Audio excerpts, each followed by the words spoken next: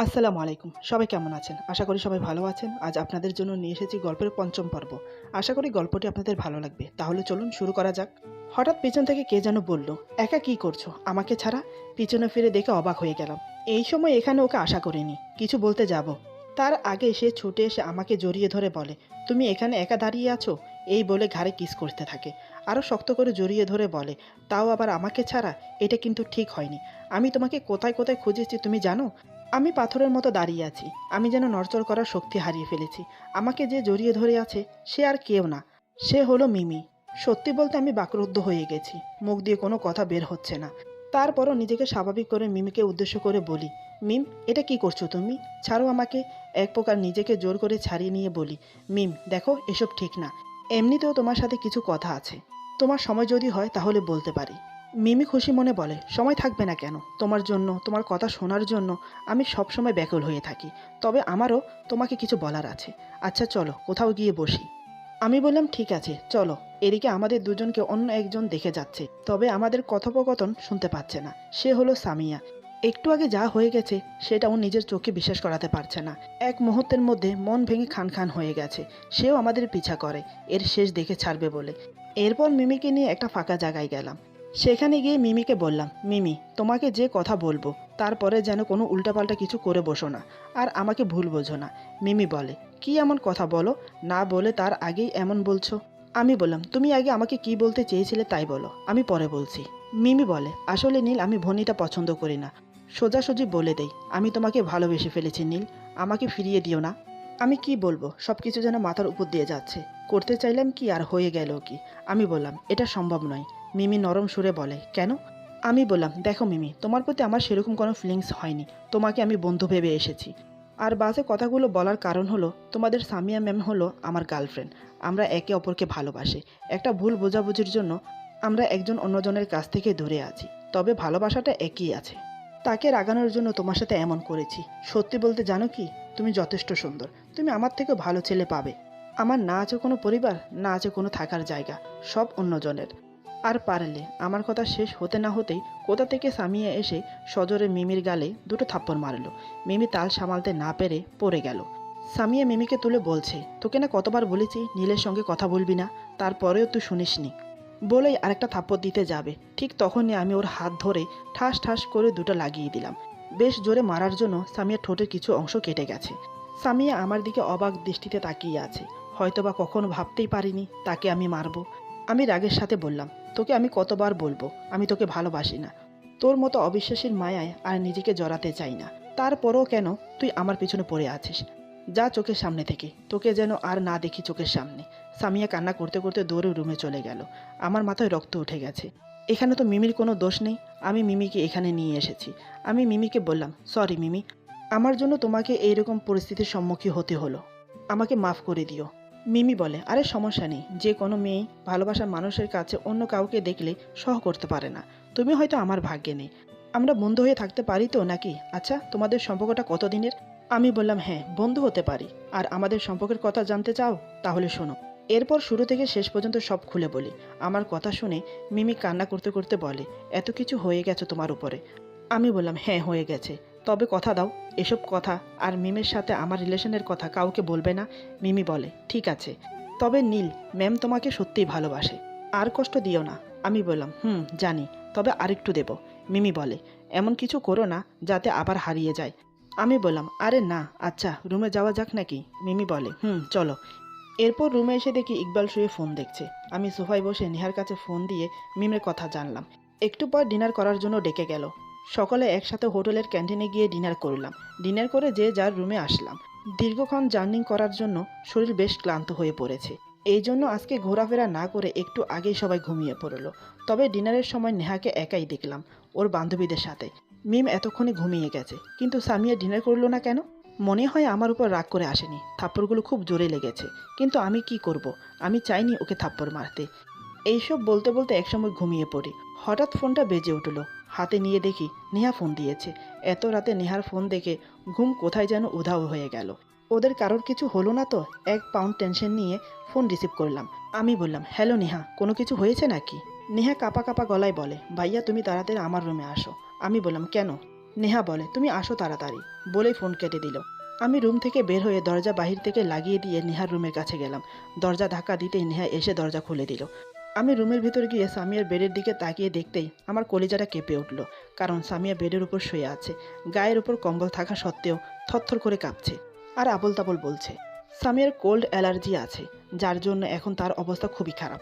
সামিয়ার এই অবস্থা দেখে আমার বুকের ভেতরটা মোচড় দিয়ে উঠল। হাজার হলেও সে আমার ভালোবাসা।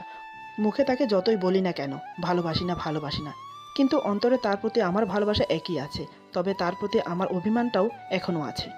জানি না এই অভিমানটা শেষ কবে হবে। আমি সামিয়ার বেডের কাছে যেয়ে সামিয়ার কপালে হাত দিয়ে দেখি জ্বরের কারণে সামিয়ার কপাল পুড়ে যাচ্ছে। আমি নেহাকে জিজ্ঞাসা করলাম, নেহা ম্যামের এই অবস্থা হলো কি করে? নেহা বলে, আসলে ভাইয়া সন্ধ্যার পর ম্যাম কোথা থেকে দৌড়ে রুমে আসলো। রুমে এসে কোনো কথা না বলেই ওয়াশরুমে চলে গেল। একটু পরে দেখি শাওয়ারের শব্দ আসছে। আমি মনে করলাম জার্নি করার জন্য শরীর ক্লান্ত হয়ে পড়েছে, তাই শাওয়ার নিচ্ছি। আমিও আর কিছু বললাম না। প্রায় আধা ঘন্টা পর হয়ে যাচ্ছে, তবু বের হয়ে আসছে না। আমি ওয়াশরুমের দরজা ঠেলে ভিতরে ঢুকে দেখি ম্যাম ওয়াশরুমের মেঝেতে বসে থেকে কান্না করছে আর মাথার উপর ঝর্ণা থেকে পানি পড়ছে। আমি বললাম, কি হয়েছে তোমার? ম্যাম বলে, কিছু হয়নি। আমি বললাম, তাহলে এভাবে শাওয়ার ছেড়ে বসে আছো কেন? ম্যাম বলে, আমার কিছু হয়নি, প্লিজ তুমি এখান থেকে চলে যাও, আমাকে একা থাকতে দাও। আমি আর কিছু না বলে ওয়াশরুম থেকে বের হয়ে আসলাম। একটু পরে ডিনারের জন্য ডাকলাম, কিন্তু সে বলে পরে ডিনার করবে। আমি জেদ করেও তাকে আমার সাথে ডিনার করতে নিয়ে যেতে পারিনি। আমি মিমকে নিয়ে ডিনার করতে গেলাম। ডিনার করে রুমে এসে দেখি ম্যাম এখনও শাওয়ার নিচ্ছে। আমি আর কোনো কথা না শুনে জোর করে ভিজা কাপড় চেঞ্জ করালাম। তারপর তাকে আবার জিজ্ঞেস করলাম, কি হয়েছে? ম্যাম আমাকে জড়িয়ে ধরে কান্না করতে করতে বলে, আমি হেরে গেছি নেহা, আমি আমার ভালোবাসার প্রতি হেরে গেছি। তখন আমি বুঝতে পারলাম তোমাদের মাঝে কিছু হয়েছে। নেহার কথা শুনে আমার দুই চোখ দিয়ে জল পড়তে লাগলো। কি করে পারলাম মেয়েটার সাথে এমন আচরণ করতে? মন চাই বুকে জড়িয়ে নিয়ে চোখে চোখ রেখে বলি, পাগলি, তোকে খুব ভালোবাসি রে, কেন তুই বুঝিস না? কিন্তু কোনো এক অজানা শক্তি এসে বাধা দিয়ে বলে, নীল, সেও তো তোকে কম শাস্তি দেয়নি, তুই কি ভুলে গেলি? তখন আমি আর ওর কাছে ফিরে যেতে পারি না। জেগে ওঠে সেই পুরনো ক্ষতগুলো। মনে পড়ে সেই 3 বছর আগের কথাগুলো, যখন সে আমাকে বিনা দোষে চরিত্রহীন উপাধি দিল। কি করে তোমার কাছে আবার ফিরে যাই? নেহার কথায় আমি ভাবনার জগৎ থেকে বের হয়ে আসলাম। নেহা বলে, ভাইয়া, জানি না তোমাদের মধ্যে কি হয়েছে, জানার চেষ্টাও করি না। তবে একটা কথা বলি ভাইয়া, এই মেয়েটা তোমাকে খুব ভালোবাসে। তাই বলি অতীতের সব কিছু ভুলে আবার নতুন করে শুরু করো। আমি নেহার কথার উত্তর না দিয়ে বললাম, নেহা, তোর কাছে রুমাল থাকলে নিয়ে আয় তো। আমি ওয়াশরুম থেকে এক জগ পানি নিয়ে আসলাম। পানি নিয়ে এসে সামিয়ার মাথার কাছে বসে রুমাল পানিতে ভিজিয়ে সামিয়ার মাথায় পট্টি দিতে লাগলাম। সামিয়ার জ্বর ক্রমশই বেড়েই চলছে। গায়ের কাঁপুনি বেশি হয়ে যাচ্ছে আর জ্বরের ঘরে ভুলভাল বকছে। আমি আমার রুমে এসে ব্যাগ থেকে জ্বরের ক্যাপসুল নিয়ে এসে সামিয়াকে খাইয়ে দিলাম। সামিয়া এখনও অবচেতন অবস্থায় আছে। প্রায় 45 মিনিট ধরে জলপট্টি দেওয়ার পরে সামিয়া একটু স্বাভাবিক হলো। এতক্ষণ নেহা আমার পাশেই বসেছিল। আমি নেহাকে বললাম, আপু, তুই মিমকে নিয়ে তোর বেডে শুয়ে পড়। নেহা প্রথমে আপত্তি জানায়, পরে মিমকে নিয়ে শুয়ে পড়ে। আমি সামিয়ার মাথা আমার কোলে তুলে নিয়ে মাথায় হাত বুলিয়ে দিচ্ছি আর মাথায় জলপট্টি দিচ্ছি। এক্সের সেবা করতে করতে কখন যে রাত শেষ হয়ে গেছে বুঝতেই পারিনি। ভোরের দিকে জ্বর একটু কমেছে, তাই আমি চলে আসি। রুমে এসে ফ্রেশ হয়ে ইকবাল আর আমি বসে আছি। একটু পরে রিয়াদ আর সাকিব আমাদের রুমে আসলো। সাকিব আর রিয়াদ বসতেই ইকবাল বলতে শুরু করলো, জানিস তোরা, আমাদের নীল ভাই আজকে রাতে ভাবির কাছে ছিল। ইকবালের কথা শুনে সাকিব আর রিয়াদ আমার দিকে মুখ খোলা রেখে তাকিয়ে আছে। মনে হচ্ছে আমি অন্য গ্রহ থেকে এসেছি। সাকিব বলে, বলিস কি মামা, এত দূরে এগিয়ে গেছে? ইকবাল বলে, আরে আগে শুনবি তো নাকি? রিয়াদ বলে, বল। ইকবাল বলে, রাত প্রায় 10টা বাজে, আমার ঘুম ভেঙে গেল। পাশের বেডে তাকিয়ে দেখি নীল নেই। মনে করলাম ওয়াশরুমে গেছে, কিন্তু বেশ কিছুক্ষণ পর হয়ে যাওয়ার পরেও ওয়াশরুম থেকে বের হচ্ছে না। আমি ওয়াশরুমে ঢুকে দেখি কেউ নেই। গেল কই রে? আমি ভাবলাম হয়তো বাহিরে গেছে। রুম থেকে বের হয়ে এসে দেখি বাহিরেও নেই। ম্যামের রুমে উকি দিয়ে দেখি আমাদের জানের দোস্ত নীল কথা বলছে। তার মানে ভাইয়া ভাবির রুমে গেছে। আমি রুমে এসে শুয়ে পড়লাম। ফজরের একটু আগে ঘুম থেকে উঠে দেখি নীল এখনও আসেনি। একটু পরে রুমে আসলো। আমি ঘুমানোর ভান করে মিটিমিটি চোখে তাকিয়ে বুঝতে পারলাম বন্ধুর শরীর বেশ খারাপ, কারণ সারা রাত হয়তো ম্যাচ খেলেছে। রিয়াদ বলে, এত কিছু হয়ে গেল, তারপরও তুই আমাদেরকে কিছু জানানোর প্রয়োজন মনে করলি না? ছি, ভাবতেও খারাপ লাগছে। আমি বললাম, আরে ভাই, ইকবাল যা বলছে তার কিছু সত্যি কিছু মিথ্যা। আমি রাতে ওইখানে ছিলাম, কিন্তু আমাকে আর বলতে না দিয়ে সাকিব বলে, বুঝি বন্ধু বুঝি, আমরা কচি খোকা না। আমি বললাম, কচু বুঝিস তোরা, থাক তোরা, বলে রুম থেকে বেরিয়ে আসলাম। তারপর সকালে নাস্তা করে ঘুরতে বের হলাম সবাই। প্রকৃতির এমন মনোমুগ্ধকর দৃশ্য দেখে মনে হচ্ছে প্রকৃতির মাঝে হারিয়ে যায়। অনেকক্ষণ যাবৎ ঘোরাফেরা করলাম। দুপুর 2টা বেজে গেছে। আমরা কেউ হোটেলে ফিরবো না এখন, কারণ আজকের দিনটায় সময় আছে কক্সবাজার ঘোরার। রাতে আমরা রওনা দেব সিলেটের উদ্দেশ্যে। তাই একটা রেস্টুরেন্টে গিয়ে সবাই লাঞ্চ করে আবার রওনা দিলাম সমুদ্র সৈকতের উদ্দেশ্যে।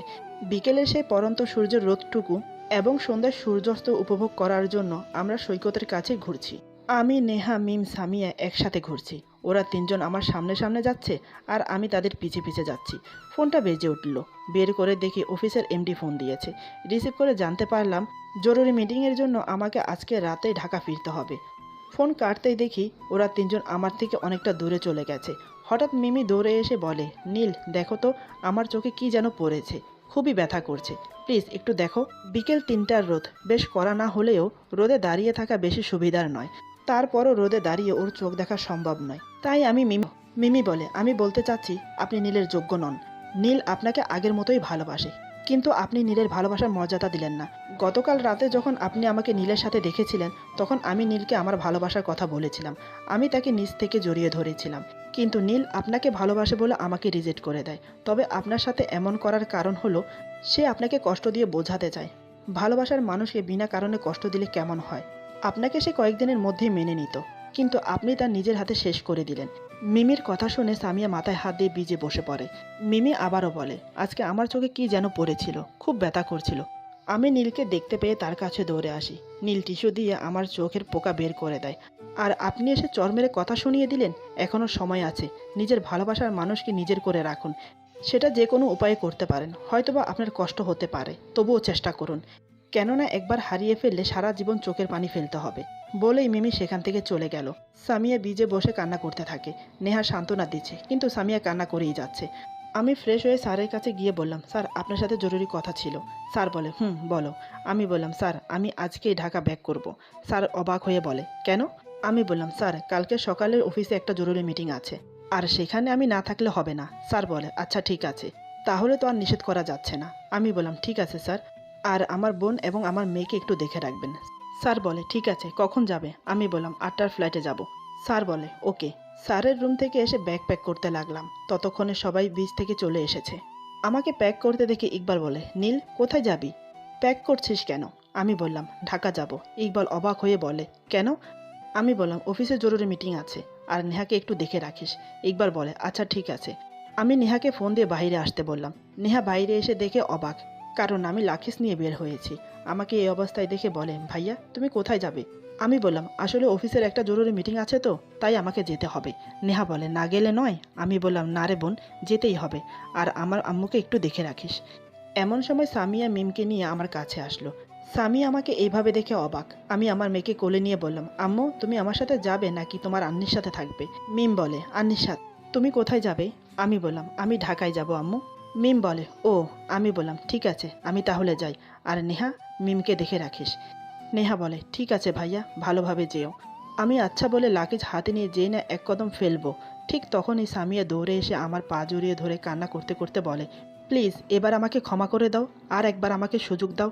আমি কিছু না বলে পা ছাড়িয়ে নিয়ে সবার থেকে বিদায় নিয়ে পা বাড়ালাম বিমানবন্দরের উদ্দেশ্যে। সামিয়া মনে করেছে আমি ওর উপর রাগ করে চলে যাচ্ছি। পরে নেহার থেকে সব শুনে শান্ত হয়। আমি ঢাকায় এসে পরের দিন মিটিং অ্যাটেন্ড করে ওদের জন্য অপেক্ষা করতে থাকি। ওরা আসতে আরও 2 দিন সময় আছে। এই সুযোগে রাজশাহী গিয়ে মাকে দেখে আসলাম। আজ ওরা ফিরবে, তাই আমি কলেজে গিয়ে আগে থেকে অপেক্ষা করছি, কারণ সব বাস কলেজে এসে থামবে, তারপর কলেজ থেকে যার যার বাড়িতে ফিরে যাবে। কিছুক্ষণ অপেক্ষা করার পর সব বাস এক এক করে কলেজে প্রবেশ করে। সবার সাথে দেখা করে কথা বলে বাসায় আসলাম। সামিয়াকে দেখেছি, বেচারির মুখটা শুকিয়ে গেছে। এভাবে কেটে গেল আরও কয়েকদিন। সামিয়ার সাথে তেমন কথা হয় না, শুধু একজন অপরজনকে দেখা ছাড়া আর কিছুই হয়নি। এভাবে আরও 2 সপ্তাহ কেটে গেল। রাতে মিম, নেহা আর আমি একসঙ্গে ডিনার করছি। মিম আমার কোলে বসে আমি হাতে তুলে খাইয়ে দিচ্ছি। নেহা বলে, ভাইয়া একটা কথা বলার ছিল। আমি বললাম, কি বল। নেহা বলে, আসলে ভাইয়া সামিয়া ম্যাম যে বাসায় থাকতো সেই বাসায় সমস্যা হচ্ছে, এখন থাকার জন্য একটা বাসা খুঁজছে। আমি বললাম, তো? নেহা বলে, আমি বলছি কি তাকে আমাদের বাসায় রেখে দেই, তাতে করে তার কাছে আমার লেখাপড়াও ভালো হবে, আর মিম তার মামুনিকে কাছে পাবে। নেহার কথা শুনে প্রথমে আমার খুব রাগ হলো, তারপরও আমি নেহাকে ঠান্ডা মাথায় শান্তভাবে বললাম, দেখ নেহা, তুই কি চাস আমি তোদেরকে ছেড়ে চলে যাই? নেহা বলে, না। আমি বললাম, তাহলে এসব কথা আর বলিস না। নেহা বলে, প্লিজ ভাইয়া, তুমি শুধু আমার এই কথাটা রাখো। আমি বললাম, আমি এই বিষয়ে আর কোনো কথা বলতে চাচ্ছি না। এই কথা বলে খাবার টেবিল থেকে উঠে মিমকে নিয়ে রুমে চলে আসি। মিমকে ঘুম পাড়িয়ে রেখে ছাদে গেলাম। ছাদে গিয়ে আকাশের তারাদের দিকে তাকিয়ে মনে মনে ভাবছি, কেন সামিয়া, কেন কেন তুমি আমার সেই পুরনো কষ্টগুলো মনে করিয়ে দিচ্ছ? আমি তো তোমাকে ছাড়া ভালোই ছিলাম। কোথা থেকে তুমি এসে আবার তোমার সেই মায়ায় জড়িয়ে ফেললে? যে মায়ার কাছে আমার ঘৃণাটা হার মেনে নিয়েছিল। আমি তো সব কিছু ভুলে তোমাকে বুকে জড়িয়ে নিতে চেয়েছিলাম, কিন্তু তুমি আমাকে আবার সে একইভাবে সন্দেহ করে চরিত্রহীন উপাধি দিলে। বেশ, আমি চরিত্রহীন হলাম, কিন্তু আমার কাছে আসার জন্য, আমার বাসায় থাকার জন্য এরকম করছো কেন? হয়তোবা তুমি মনে করেছো আমি কিছুই বুঝতে পারিনি। মনে মনে হেসে উঠে বললাম, দেখি তুমি কতদূর দৌড়াতে পারো।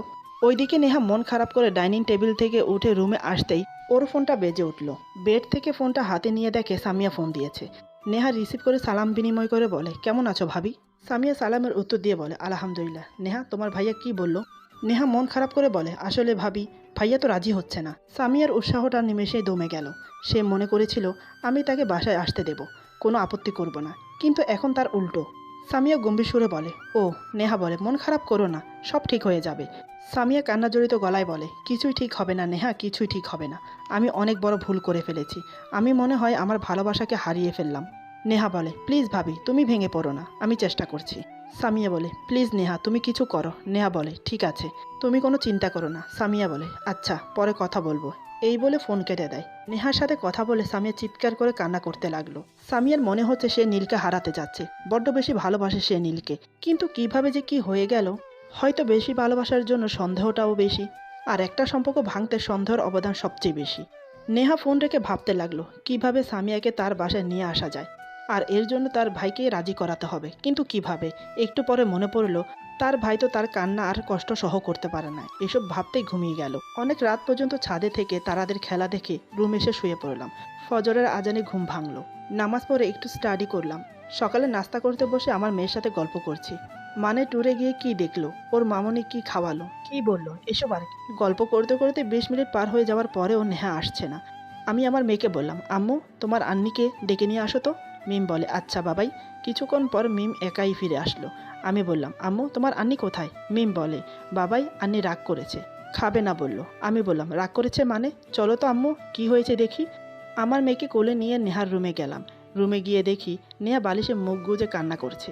আমি নেহার মাথায় হাত বুলিয়ে বললাম, কি হয়েছে আপু তোর, কান্না করছিস কেন? নেহা কোনো কথা না বলে বালিশে মুখ গুজে কান্না করেই যাচ্ছে। এইবার আমি আর স্থির থাকতে পারলাম না। আমি আমার হাত দিয়ে ওর মাথাটা আমার কোলে নিয়ে বললাম, কি হয়েছে নেহা, আমাকে বলবি তো? নেহা বলে, আমি কারোর বোন না, আমার জন্য কাউকে কষ্ট পেতে হবে না, কেউ আমার কথা শোনে না, আমি কারোর কেউ না। আমি মনে মনে বললাম, ও এই ব্যাপার, এতক্ষণে বুঝলাম।